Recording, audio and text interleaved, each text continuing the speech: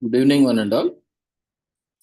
We welcome you all to the international webinar series on holistic health, well-being, and sustainable development 2024, commemorating Azadi Ka Amrit Mahotsav, nation celebrating 77 years of independence, and United Nations Sustainable Development Goals 2015 to 2030 as part of awareness and campaigns in collaboration with Sri Holistic Health Foundation India, Sri Research Institute Center for Art, Sciences, and Wellbeing. Before we start our sessions, let's take the blessings of Almighty.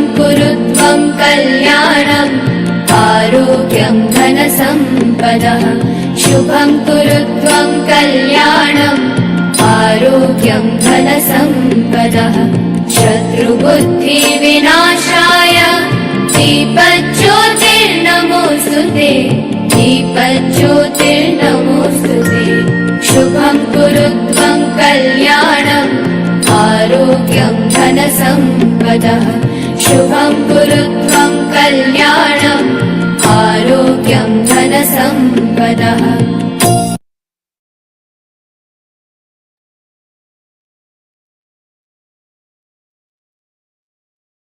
With the blessings of Almighty, we shall continue with today's commemorations.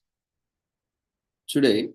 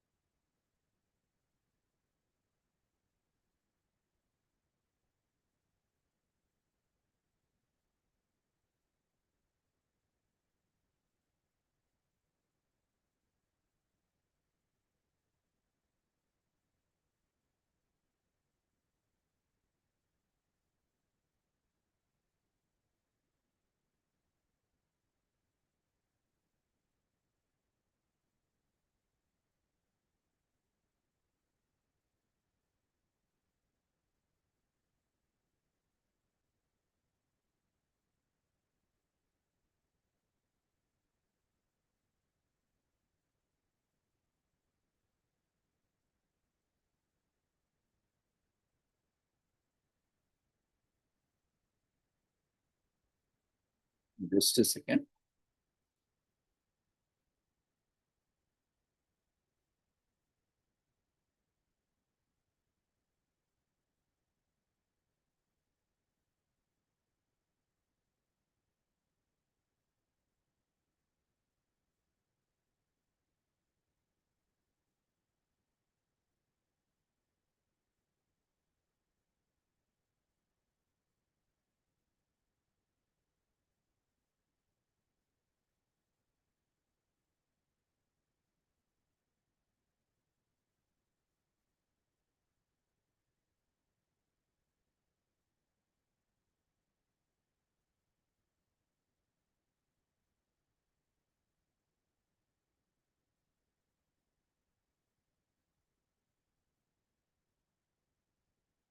Today, we are commemorating World Day for Prevention of and Healing from Child Sexual Exploitation, Abuse, and Violence on every year on 18 November with the theme Prevention, Protecting, and Healing. Worldwide, it is estimated that approximately 120 million females under the age of 20 have experienced various forms of forced sexual contact. While there are no global estimates available for the sexual violence against boys, data from 24 predominantly high and middle income countries indicate that the prevalence ranges from 8% to 31% among girls and 3% to 17% among boys under the age of 18. One in four children aged under 5 years live with a mother who is a victim of intimate partner violence. Adults who experienced four or more adverse childhood experiences, including physical, sexual, and emotional abuse, are 7 times more likely to be involved in interpersonal violence as a victim or perpetrator, and 30 times more likely to attempt suicide. 1 in 20 men admitted to online sexualized behavior towards children who were known to be below the age of 12. Globally, countless young individuals are victims of sexual misconduct and exploitation, such as violations are pervasive, cutting across all nations and societal strata. Children, especially girls, are at higher risk of experiencing forced sex and sexual exploitation, abuse, and violence, including both online and offline, and is also a common situation during armed conflicts. It is a global context of mutual challenges, the aftermath of the COVID 19 pandemic, conflicts, climate change, and disasters, the inadequate action or measures to address the root causes, such as rising inequalities, deepening poverty, and structural discrimination on exploitation, abuse, and violence. Child victims and survivors of such crimes can face long lasting negative impacts on their physical, mental, and sexual health and development. Such trauma on children may even mount to torture and other cruel, inhuman, or degrading treatment. Many victims and survivors never disclose and or seek justice, rehabilitation, or support because of the shame. For many victims and survivors, their child abuse experience affects their physical and mental health and well being, and sometimes there are lifelong consequences. In the 2030 Agenda for Sustainable Development, the dignity of children and their right to have freedom from violence is placed as priority of the International Development Agenda to the implementation of the range of goals and targets of 2023 Agenda relevant to ending exploitation, abuse, trafficking, torture, and all forms of violence against children, as well as exploitation, eliminating all forms harmful practices such as child, early and forced marriage and female genital mutilation, while which place children at risk of experiencing child sexual exploitation, abuse, and violence. Helping to heal children and adolescents who have been sexually abused. Sexual abuse of children and adolescents is a gross violation of their rights and a global public health problem. It adversely affects the health of children and adolescents. Healthcare providers are in a unique position to provide an empathetic response to children and adolescents who have been sexually abused. Such a response can go a long way in helping survivors recover from the trauma of sexual abuse.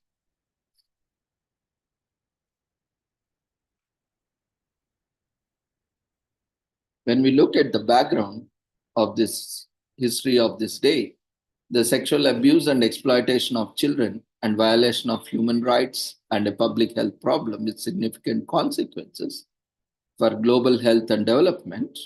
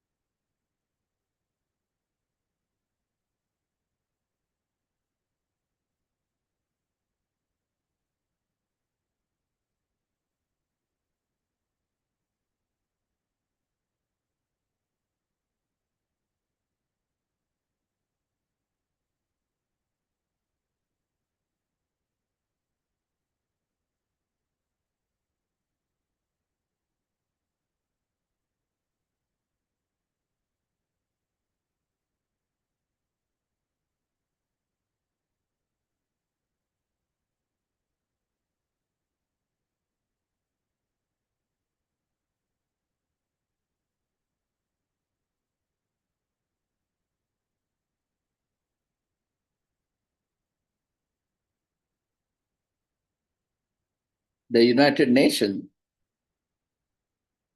the sexual abuse and exploitation of children is a violation of human rights and public health problem with significant consequences for global health and development, affirming the need to eliminate and prevent all forms of sexual exploitation, abuse, and violence, and to promote the dignity and rights, including mental and physical health and healing of those who experience child sexual exploitation, abuse, and violence. On 7th November 2022, the General Assembly adopted resolution Wide 77 by 8 proclaiming 18th November of each year as the World Day of the Prevention of and Healing from Child Sexual Exploitation, Abuse, and Violence. The United Nations invites all member states, relevant organizations of the United Nations, systems, and other international organizations, world leaders, faith actors, civil society, including non governmental organizations, academic institutions, and the private sector and other relevant stakeholders to commemorate the World Day for the prevention of and healing from sexual exploitation, abuse, and violence each year in a manner that each considers most appropriate. This includes commitments to ensure quality education and to raise public awareness of those affected by sexual abuse and the need to prevent and eliminate child sexual exploitation, abuse, and violence, including online and offline. There is an imperative to hold perpetrators to account, ensure the access of survivors and victims to justice and remedies, as well as to facilitate open discussion on the need to prevent and eliminate their stigmatization, promote their healing, affirm their dignity, and protect their rights. So, child sexual abuse and exploitation remain concealed and stigmatized in many regions worldwide. To address this issue and break the cultural barriers of silence and resistance, it's essential to disseminate knowledge and effective strategies starting from community levels and extending to natural approaches. The report Action to End Child Sexual Abuse and Exploitation delves into the need for distinct strategies in combating various forms of child sexual abuse and exploitation. In the aftermath of World War II, the plight of Europe's children was grave, and a new agency created by the United Nations stepped in to provide food and clothing and healthcare to these children. In 1953, UNICEF became a permanent part of the UN. Today, the agency works in more than 190 countries and territories, focusing special effort on reaching the most vulnerable and excluded children to the benefit of all children everywhere.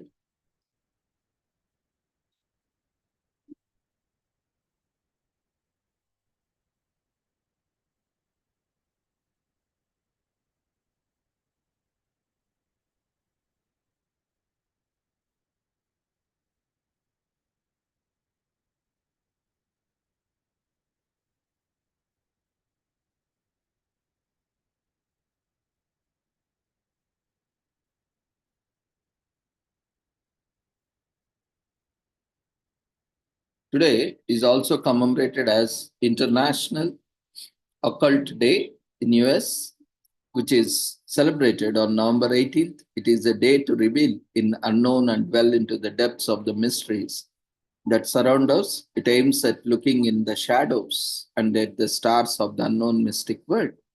The word occult has a Latin origin, which it means hidden knowledge or the knowledge of the unknown. The term occult now refers to the practices related to mysticism, spirituality, and esoteric arts like alchemy, future sight, healing, supernatural gifts, and many more. Many religions and cultures have some occult elements, which are where we are dedicating occult day to better understanding such concepts.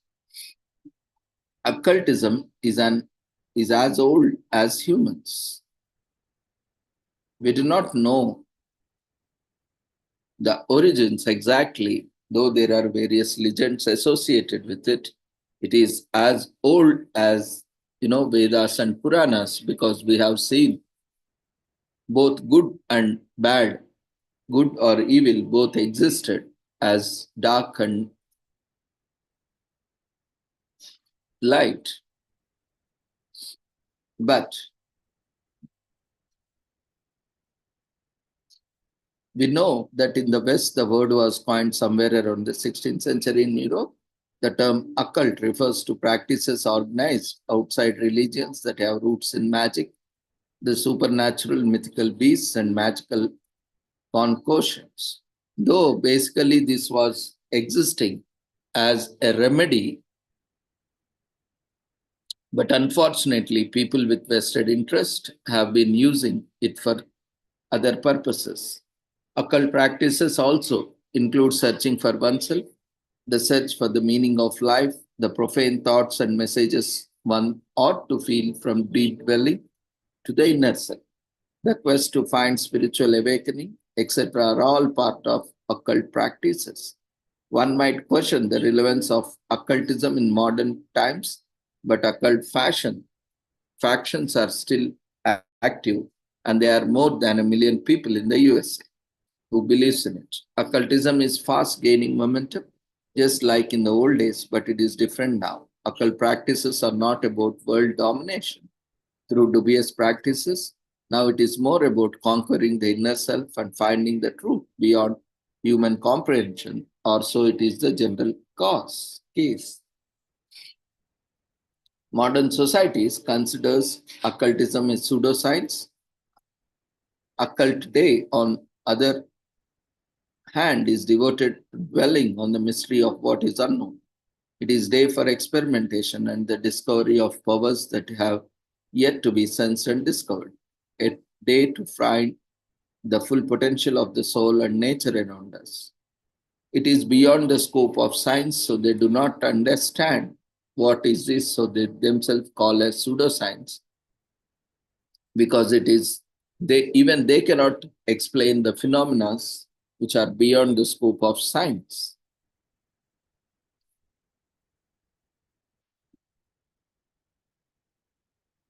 Today we are also commemorating World Antibiotic Awareness Week from November 18 to 24, and World Antibiotics Awareness Week raises our conscious every November 18 to 24 about antibiotic resistance and how the medical community is educating us about the proper use of these disease-fighting drugs.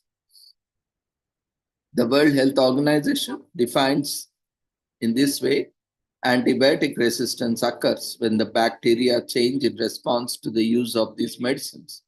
Bacteria, not humans or animals, become antibiotic resistant. The World Health Organization projects a sense of urgency around the global issue of antibiotic resistance, and with good reason. If you develop an illness or an infection that can't be treated in the traditional way with antibiotics, you can die. It is as simple as that. So don't use antibiotics whenever you are feeling ill, because you can develop over a period of time, if you are regularly using them, you can develop antimicrobial resistance. That means these antibiotics will stop working for you. World Health Organization saw this as an increasing problem all over the world as poverty-driven conditions caused illness and infections that were increasingly resistant to antibiotics. In May 2015, the World Health Assembly upgraded this antibiotic resistance to an international emergency.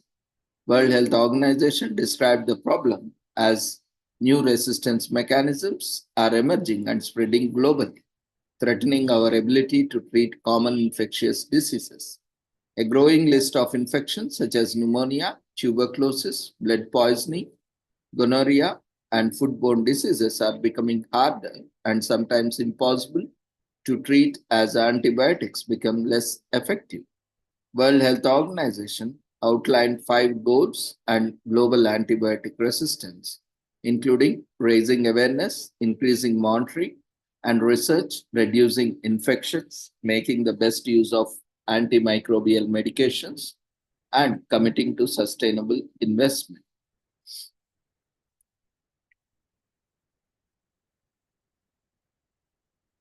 Most importantly, these goals form an antibiotics resistance framework that nations could use to prioritize medical experts and researchers in their countries and to allocate resources. In addition to preventing antibiotic resistance, in humans, call national action plans were to align with global efforts in creating antimicrobial medications for better animal health as well as use in agriculture. Countries were to report back to World Health Organization assemblies by 2017. Since then, there has been increasing news coverage both locally and internationally on the widening problem of antibiotic resistance.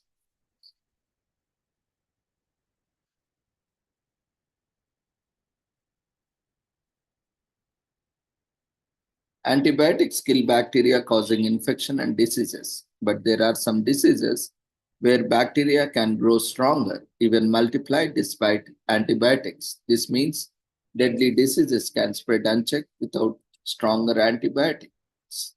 There are several ways to prevent antibiotic resistance, including talking to your healthcare worker on whether or not you really need an antibiotic, and by making sure you don't keep antibiotics until your next illness by taking all antibiotics exactly as prescribed. Preventing infections from happening is the first place in the best defense against antibiotic resistance. Basic cleanliness is the rule. Wash hands frequently, keep cuts and scrapes clean, and properly bandage, and minimize contact with family members when they are sick. Keeping the home environment clean, taking precautions when you prepare food, property sounds like common sense. But this is a great week for a reminder to be extra vigilant. The Greek physician Hippocrates said, let thy food be the medicine. Let thy food be thy medicine, and thy medicine be thy food. In simple words, what we eat is what we are. So be conscious of what you are eating because that food makes you what you are. So you are the product of what you eat. That's why you are responsible for your condition today because of what you are eating today and in the past. Fruits and vegetables tend to be high in vitamin C, a health fighter that strengthens your immunity system and reduces infections. The allium family, including garlic, onions, shallots, and chives, is rich in allicin, a compound with both antimicrobial and antifungal properties. For over 2000,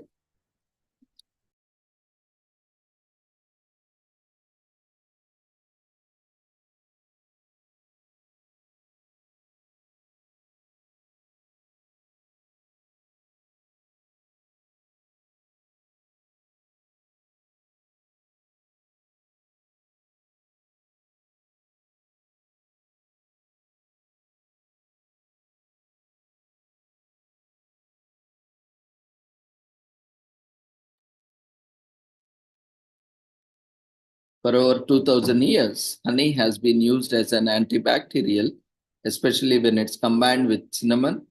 As a word of caution, always check with your doctor, naturopath, or nutritionist before making dietary changes. It is widely believed that the happy people have a much lower rate of bacterial infections and other diseases, and when they do get sick, they are back on their feet much more quickly. So, this week, let's all focus on doing things that make us happy, whether that's dancing around the house, singing karaoke style, or just or long, taking a long stroll to enjoy the fall foliage. During World Antibiotic Awareness Week, it's important to remember that we all potentially affected, no matter where we live or how advanced our medical education and practices may be. When microorganisms are exposed to an antibiotic, the weaker microorganisms are killed, leaving behind the more resistant ones, which can pass on to the greater resistance of their offspring. Simply taking antibiotics in the wrong dosage, either too much or too little, can increase the possibility of resistance by not effectively treating the infection. To be sure to ask your doctor if you don't understand how to use your medicine. Worldwide, quality control for medications tend to be weak, and when substandard drugs are administered, they may not be as effective as they should be in eradicating bacterial infections, which in turn makes it more likely the infection can be spread. Ironically, hospitals with all the sterile practices are consistent contributions to the problem of antibiotic resistance because patients hospitalized with infections diseases can pass those organisms to other patients, increasing the likelihood of resistance development. It's easy to think that it's up to our doctors to take care of our health, but the opposite is true. We have to assume responsibility for ourselves. That means knowing when to visit a doctor so we come prepared with the facts, details, and questions to help medical professionals quickly reach a diagnosis and prescribe appropriate treatment. With the World Health Organization focusing this year on antibiotic resistance, is a perfect time to eradicate ourselves on the topic. If the week happens to coincide with the trip to doctor and your doctor prescribes an antibiotic, ask him or her about the medication, why it is particular antibiotic appropriate for your particular illness, what results can you expect and how long will that take. Many people are not aware that antibiotics can't treat viruses. They are only effective against bacteria.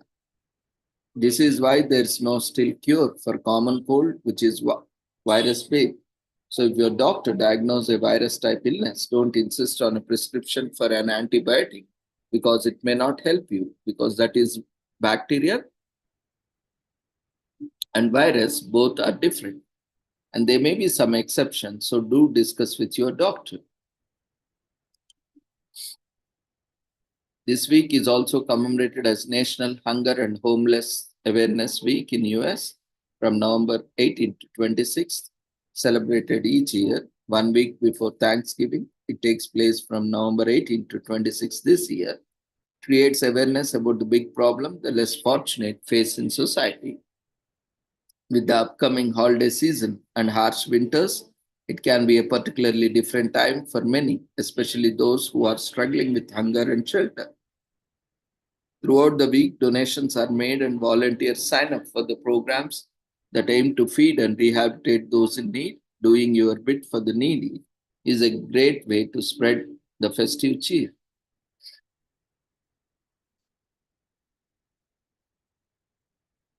Today is also commemorated as National Education Week, which will be observed from November 18 to 22nd. This day takes place in the US during the week before Thanksgiving. It fosters national dialogue between parents, educators, and students on how best to revamp the education system, felt more fervently than any other time. Traditionally, its principal idea has been to remind us the roots of American education, but the real reason we love it is because it inspires us the academic year by celebrating the achievements of public schools and honoring those who have contributed to improving education in the US.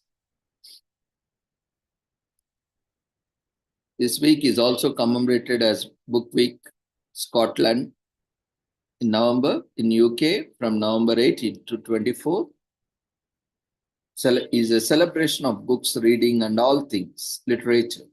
It's a great excuse to get lost in the great story. Book Week Scotland features hundreds of events spanning across all genres, with workshops, performances, and activities that are sure to inspire even the most flippant readers.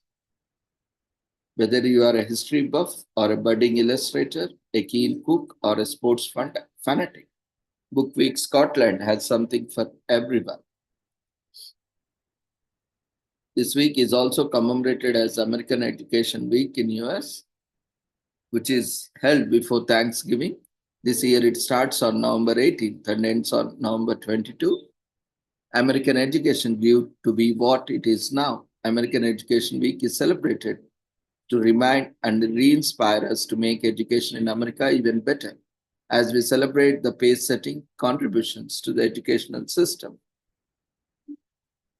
This week involves the students, parents, educators, and the community as they all come together to observe dedicated week to education. So with this, we shall end today's commemorations. And today, before ending, today is also Mickey Mouse birthday or Mickey Mouse Day, as we are celebrating Children's, week. So this is a famous character that was created. So it must be fun to celebrate Mickey Mouse birthday. When You Never Age, Mickey Mouse first appeared in the short film Steamboat Willie on November 18, 1928. Ever since then, fans all over the world have been celebrated this day as his birthday. Mickey reminds us the magic of childhood, a time when dreams had wings and our imagination made everything possible. Besides, everyone loves Mickey. So, with this, we shall end today's commemorations. Thank you, everyone, for joining us for the commemorations and celebrations. Now, we'll move on to the presentations. We request all the presenters who have registered and waiting for the presentation to share your details in the chat box so that we can invite you for the presentation.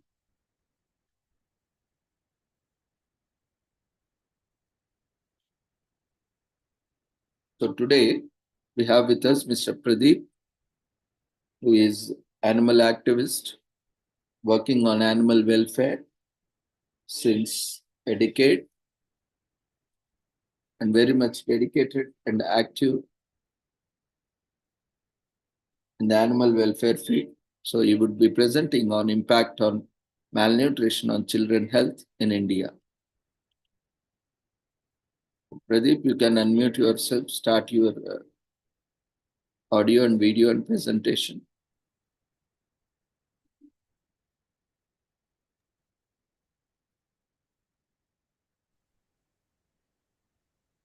Thank you, Ravindra sir, for the presentation. A very good evening, one and all. Thanks a lot for taking up your time and joining the session today. So, my name is Pradeep, and I've been working in the field of animal welfare for more than a decade, and in terms of rescue, rehabilitation, and awareness, and also working with the enforcing the PCA Act, that is the Prevention of Cruelty to Animals Act. So, that's more introduction about me. So getting delay. Today we'll start on the topic. Sharing the screen.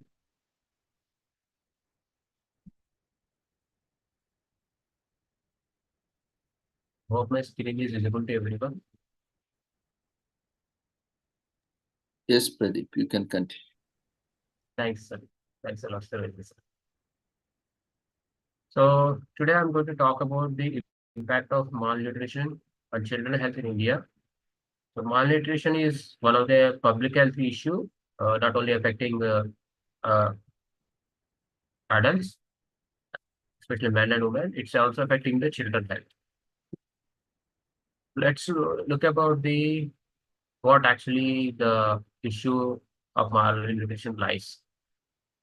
So the problem is most of the malnutrition happens with the children. In terms of three reasons, like in health wise, you can look at it in health wise. If we take about the physical health, like about 35.5% of children in India under the age of 5 years are stunted. They have low height of their particular age. That means they are not meeting the proper BMI, body mass index. So this is due to the chronic malnutrition and wasting. About approximately, if we take about it, 18.7% of children are wasted, indicates that weight or for their height. They're not up to the required height or required weight. This is primarily caused due to the acute malnutrition. And we have underweight. That means children are overweight, underweight, stunted. So we are saying that underweight means which leads to weakened immune system. and they have the higher level of affecting to infectious diseases more quickly. So if you can see the India malnutrition map, this is the representation. As I told you, as per the percentile of the children who are stunted, you can see that 34.36% of the children under the age of 5 years have been stunted. And also the underweight, we can take 31.03%. And this was from the article of India Today. This is across the assembly constitutions across India. Apart from the physical health, it also affects about their cognitive development too. Because malnutrition severely affects the children developmental thing, cognitive, that means learning skills. Children will be delayed in learning and they have the lower academic performance. At the same time, this can have long-term effects on child's ability to not only succeed in his school level, but also later in his life. If you talk about the economic impact in India, malnourished children are like to face health challenges, as when they are in the childhood, they have been having unequal weight and the unequal abnormal weight, overweight, underweight, and stunted. When they grown into adulthood, this could reduces their productivity and their earning potential. This actually perpetuates and move the cycle of poverty, as the poverty and malnutrition are closely aligned. And we talk about the mortality rates. Malnutrition contributes to the higher mortality rates among children under the age of 5. And in India, about 2.9% of children die before their 5th birth. Before they're entering into the 5th birthday, they're dying. Unfortunately, it is one of the saddest thing to say. Now, are the government schemes are not available for these children? We have many government schemes available. The first is Integrated Development Services, ICDS, which is aimed for the children. And we have the midday meal skill program for school children, where it is been implemented in many states to encourage children to come to the schools. And at the same time, they can also get the affordable meal. Apart from that, we have the Pradhan Mantri Matru Vandana Yojana, which aims to combat the malnutrition. We have all the schemes, very good schemes in India. But however, why India being more the agriculture country, we have more resources, but why children are being more malnourished? And we talk about the zero hunger, sustainable development goals. We talk about the indicated 2.2, 2.1. Prevalence of children stunting in children under the age of 5 indicates a chronic malnutrition, and prevalence of wasting in children about indicated 2.2. Finding acute malnutrition. Zero hunger, which tells about ending the hunger deaths. But are the India, being an agricultural country, are we able to afford?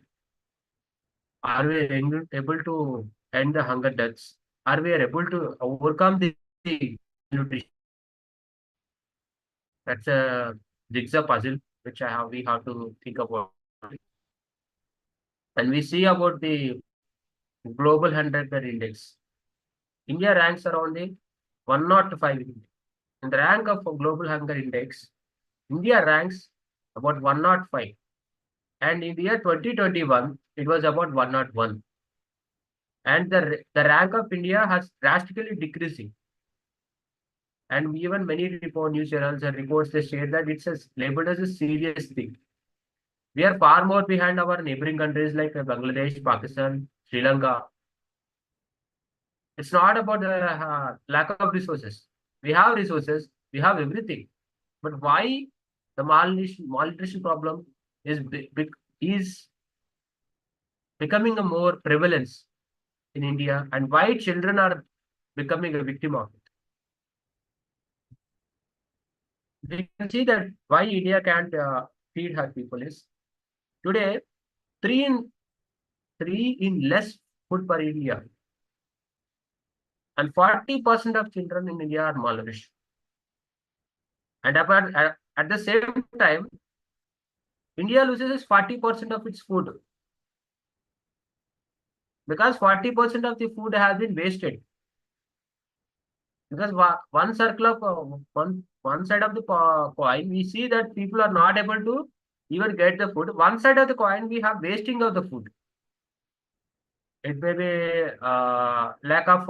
There are maybe multitudes of reasons for the food wastage. One is public. When you see about any attending any functions or any other things, we see a lot of food has been dumped in the dustbins.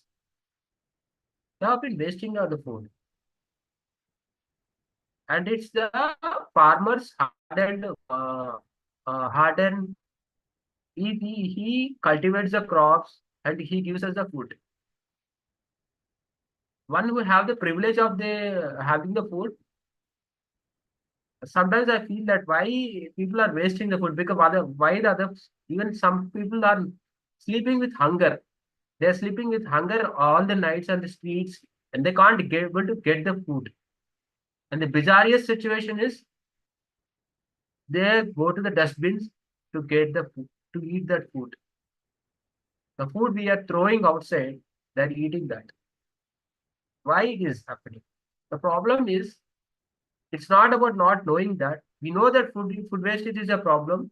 If that food can be, maybe we can put it in a donate to the needy organizations or even donate to the needy people.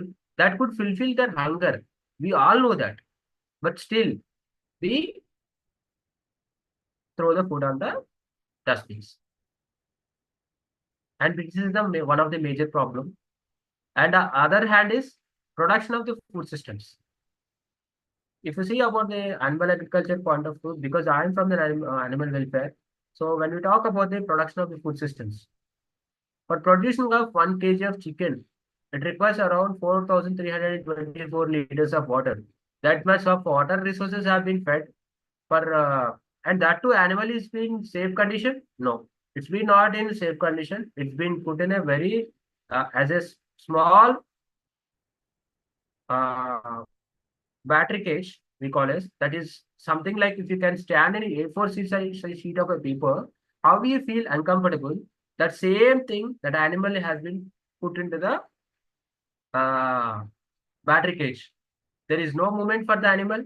There is a suffering of the animal, and moreover, the feces and everything that has been dumped in the that waste and everything, and it has mixed with lot of ammonia, nitric oxide, and also the excessive use of antibiotics, which has been mixed, and that waste is also we have been releasing into the natural like water bodies, where the water gets contaminated, and the people who are living nearby, if they consume this water, they get the waterborne illnesses like typhoid and other, and also the airborne illnesses also too. So why it is happening is because the if earlier days we can see that we don't have that problem, but maybe we have that. At the time there is lack of resources, but we have now plenty of resources. The technology improved, the food grades production is improved. We have artificial intelligence, many more. The technology is blooming. Then we have 3G, 4G, 5G. The evolution is going on. But why the malnutrition problem and the farmer, even the farmer is not getting the MSP value. Even the what we call he's not getting the required value, and he's all his hardened the food grains somewhere the other we are throwing in the dustbin. And India typically spends about 0.6% of GDP on agriculture. And which could be different sectors. We have the food processing industries too. We have many industries. But why? Why India being so agricultural, rich in diversity, rich natural resources, still can't able to overcome the malnutrition? The reason is one is food wastage, another is the production of food systems, and that's the two main reasons where India can't feed her people. Moving further aside, and so other these are the few other reasons. One is inequality. Socio-economic status in India, we're having below poverty line, above poverty line. I mean, there is poverty line, BPL, and also um, middle class families. So, and also the education, attainment of education, and geographically, where they have been the every part of India, it's been a diverse country. Every part of the city, village, it has its own geography. So it also affected the. It has created a barrier. Sometimes it has created inequalities too, and resource allocation. Resource allocation is insufficient funding. I mean to say, proper distribution of the all the resources, that means food grains or anything, that's not distributed properly. No, there is a lack of inconsistency and insufficiency in funding. And third one is community engagement, lack of community participation. We all know about nutrition is very important. We all know about how we should have to overcome, but still somewhere down the line, no, why we have to go ahead? We all have that sufficient food. We are getting the food. Our stomach, our belly is full. So why can't we? Why should we think about the country? This notion of this attitude just created a lot of barriers, and this is one of the primary reasons people started to not to engage in community participation and multifaceted causes. Malnutrition is driven by complex factors. One is poverty. For poverty, that means not even one day they're not able to get a proper meal and improper wages, uh, poor hygiene, lack of poor hygiene, which is also one of the which is resulting in malnutrition, and inadequate health access. Uh, we have one portion of the people who have everything blessed, whereas the other portion of the people who can't able to have the facility to access the healthcare facility. So these are the few things why India cannot able to address the malnutrition process. So now, how we can address this issue? The first thing is community participation. Being in education institution or even in community areas. So we need to first thing we need to educate children and adolescent women, girls and also pregnant women. So they need to be know about the proper nutrition and also the government scheme levels and everything. They should know. They should. Most of the people are not aware of this scheme also. And secondly, uh, the food wastage. The state governments of India need to have a we have a first food wastage policy so that that should be implemented strictly, saying that every function maybe don't waste the food. How much you want, you can eat it. Maybe the rest of the food that could be useful to other person. So maybe such initiatives you can bring out and community kitchens is one of the Kerala we have seen that and increasing the MSP value of the farmers and also uh, re conducting the nutrition like in schools or any other areas, providing the sufficient resources, food grains, and many of the state governments are also implementing the various schemes, providing ration rice, so pulses at subsidiary prices, and below poverty line they're offering free. So these interventions need to be properly implemented at the ground level, so that there could be some sort of change in the. I'm not saying it's completely changing over the day, over one day, but it will change substantially. Changing happen slowly and steadily. And the other thing is the change in the food production systems, because food production system not only affecting the children health, it is also affecting the animal health and environment. And if you talk about the animal agriculture point of view, animal agriculture is responsible for 14.5% to 16.5% global greenhouse gas emissions. So that much amount of greenhouse gas GHG emissions are been happening. And if you can say about 2050, the projected increase will be around 50%. So even we seen that a lot of environmental impact is there. Water bodies are getting affected. Public health is getting affected, and people there is a malnutrition problem, hunger problems. So proper policy should be driven, and also the state governments are any. There should be some monetary things also, so that the one is a policy intervention has to be taken place, side by side community participation has to be taken place, and at the same time the resource allocation, it should be done in a properly, that means it should be done in a decentralized manner, not in a like a state or a district or anywhere. It should be done in a decentralized manner, so that all the resources can be distributed to the needy people equally and effectively. So this could address the challenges, and these possible interventions can make the healthy India. That means overcome the malnutrition and hunger indexes. At the same time, the improved rank of uh, what we call as global hunger index. The rank of global hunger index across the world will be improved, because India is a land of uh, diversified region. At the same time, we call them as uh, Annapurna. That means a land of food. But today, the land of food today is facing a lot of problems.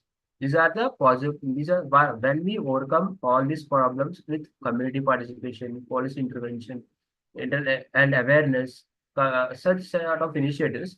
So maybe the rich diversity of India, and no one should die due to the hunger.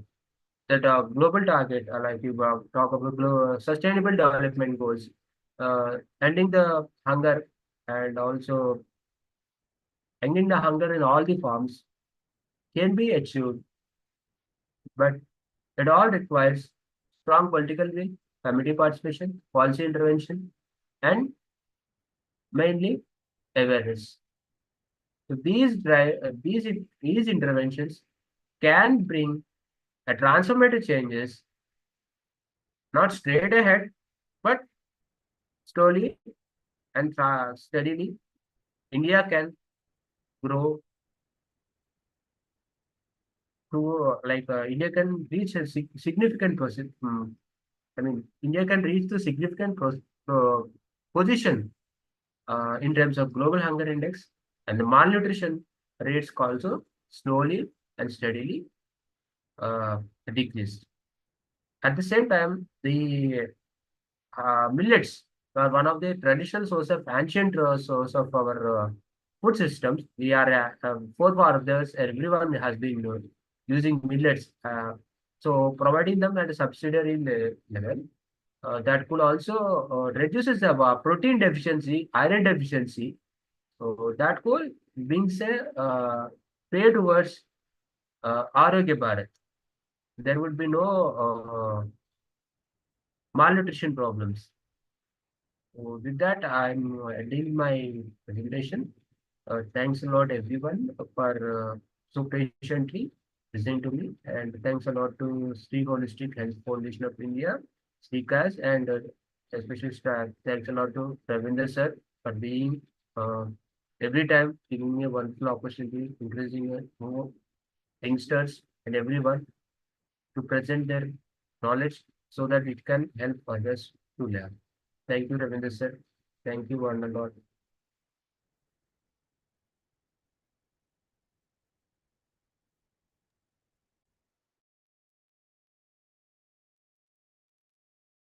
Congratulations, Mr. Pradeep, for the wonderful presentation. As you rightly pointed out, we need to have a proper mechanism, framework for delivery and utilization of food resources, as we are producing 6 times more than required. But because of proper improper mechanism, distribution system, and storage systems, there is a great loss of food and lack of conscience also among the users. A lot of food is getting wasted, and we see a lot of people are dying with hunger, and a lot of people are with malnutrition. So very well presented, and children are definitely our future of the nation, a future of the planet, and they need to be properly fed with the nutritious food. Otherwise, the future is going to be handicapped or disabled, which will impact the entire planet. Very well presented. Congratulations. We wish you all the success for your future endeavors. Thank you, Ravindra Participants, sir. yeah. Participants, if you have any queries or feedback, you can share in chat box.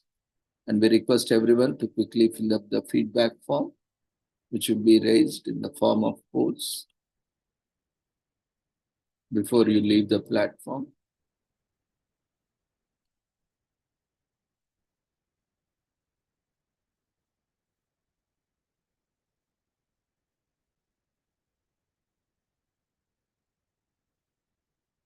The session recordings will be available on YouTube channel. You can visit anytime, and the links will be also updated on the website. So keep attending every day. Keep spreading the word.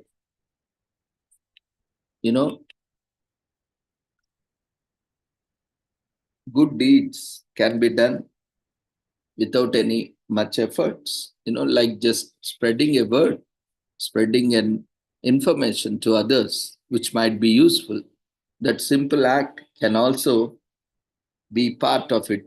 Like if any like-minded people come together and contribute to the cause, that itself is a great joy. Not everything has to be done expecting something in return. Maybe you get a certificate or not. Maybe you get a appreciation or not. That should not be a criteria for participation or presentation or contribution. We should continue to contribute, as it's our responsibility to give something back to the society, and it can be in any form. But this is a unique platform where you are not charged anything, and we don't even take any donation, sponsorship from anyone, and it is open for everyone, and it is the world's largest series that is happening. And many such unique features are there. Only thing is we don't do a lot of publicity or hype like other platforms or other events do. Otherwise, we have all the qualities and all the criteria eligible for, such a huge